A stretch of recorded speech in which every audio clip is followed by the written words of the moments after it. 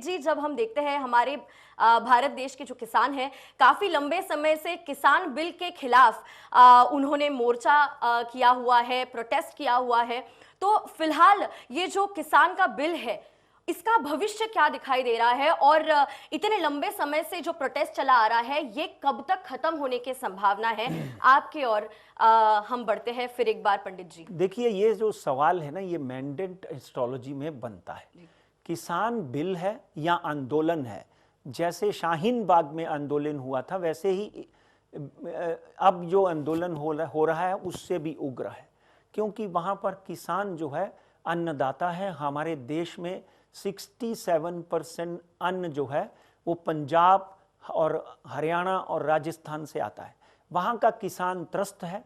इस बिल में कमियां हैं या कमियां नहीं हैं, नरेंद्र मोदी साहब को, हमारे प्रधानमंत्री साहब को और साथ में हमारे एग्रीकल्चर मिनिस्टर को और अमित शाह जी को मेरा यही हाथ जोड़कर निवेदन है कि ये भूमिपुत्र हैं, इनका सम्मान बहुत ज़रूरी है, इनकी समस्याओं को समझना बहुत ज़रूरी है। इनको उग्रवादी कहना अगर कोई कहता है तो बिल्कुल गलत है। इनको अगर किसी तरह के उपनाम से पुकारा जा रहा है, भारतीय जनता पार्टी का हक बनता है कि आगे आकर उसकी निंदा करें।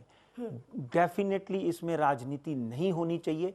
अगर कांग्रेस करती है तो कांग्रेस के लिए ये गलत है, अगर बीजेपी करती है तो बीजेपी के लिए ये गलत है। इस बिल का फायदा किसको हो रहा है, इस बारे में किसी को बहुत ज़्यादा जानकारी नहीं है।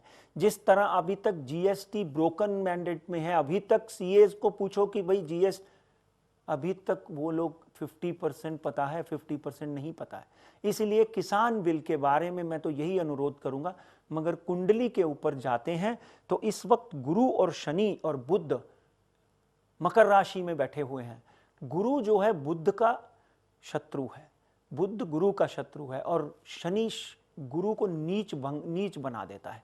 इसलिए ये आंदोलन और उग्र हो सकता है। एक बात ध्यान रखिए, गुरु जो है शनि के चंगुल से यानी मकर राशि से बीच में 3 के 4 दिन के लिए निकलेगा, मगर अभी भी ये मई तक मकर राशि में बैठा हुआ है। इसलिए अप्रैल तक, मिनिमम 14 अप्रैल तक डिग्री के हिसाब से ये आंदोलन आगे बढ़ता हुआ दिखाई देता है। और हो सकता है भारत की बहुत सी पार्टीज इस आंदोलन का समर्थन करें। अप्रैल तक इसका कोई भी मुझे कोई भी इसका रिजल्ट निकलता हुआ दिखाई नहीं देता है। हाँ, नरेंद्र मोदी साहब और तोमर साहब और शाह साहब से मेरा अनुरोध है कि इसको किसानों के लिए कोई बीच का रास्ता निकालकर इसका समाधान करें। देश में अगले आने वाले दिनों में कोरोना की वजह से एक तो हमारी इकोनॉमी की धज्जियां उड़ी हुई हैं, और अगर किसान खेतों में नहीं गया तो भूखमरी फैलने के भी पूरे संजोग बन सकते हैं। इसलिए मेरी हाथ जोड़कर करबद्ध प्रार्थना है कि इस विषय को सामने बैठकर इसका हल किया जाए। जी बिल्कुल, आपने बहुत सही बात बताई है पंडित जी, और हम भी यही चाहते हैं कि ये जो किसान मोर्चा है, किसान बिल के ऊपर जो फिलहाल इतना आंदोलन छिड़ रहे हैं, वो उसका समाधान जल्द से जल्द निकल पाए।